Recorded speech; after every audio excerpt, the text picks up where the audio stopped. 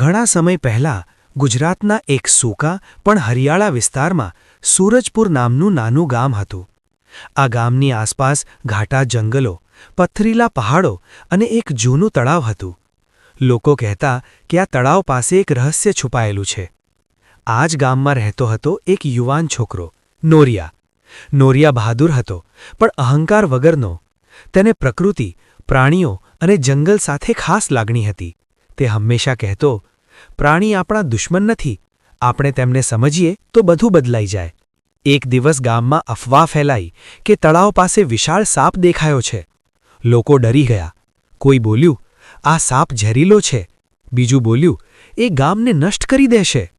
ગામના લોકો સાપને મારવાની તૈયારી કરવા લાગ્યા, પણ નોરિયાએ તેમને અટકાવ્યા. પહેલાં સાચું જાણીએ, તેણે કહ્યું. નોરિયા એકલો જ તળાવ તરફ ગયો. સાંજ પડી રહી હતી.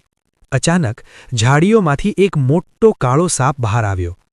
તેની આંખોમાં ભય નહીં, પણ દુઃખ હતું. નોરિયા ભાગ્યો નહીં. ધીમે બોલ્યો, તું કોણ છે અને અહીં કેમ આવ્યો છે? સાપ બોલ્યો, હું કાલનાગ છું. આ તળાવ મારું ઘર હતું, પણ જંગલ કપાઈ રહ્યો છે, શિકાર ઘટી ગયો છે. હું જીવવા માટે અહીં આવ્યો છું. નોરિયાને સમજ પડી. તું ગામને નુકસાન નહીં કરે? સાપે જવાબ આપ્યો, જો મને ચેડા ન કરવામાં આવે તો હું શાંતિથી રહીશ. નોરિયાએ સાપ સાથે વચન કર્યું. તે ગામમાં પાછો ગયો અને લોકોને સાચી વાત કહી. પણ બધા માન્યા નહીં. કેટલાક લોકોએ રાત્રે સાપને મારવાનો પ્રયાસ કર્યો.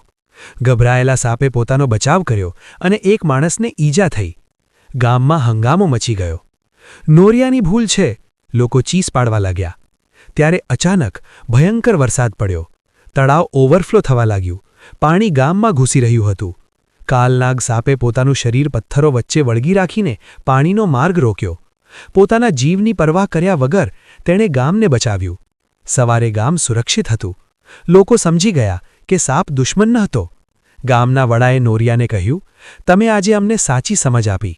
કાલનાગ ફરી જંગલમાં ગયો. જતાં જતાં તેણે નોરિયાને કહ્યું, માનવ અને પ્રકૃતિ વચ્ચે વિશ્વાસ હોય તો બધું શક્ય છે.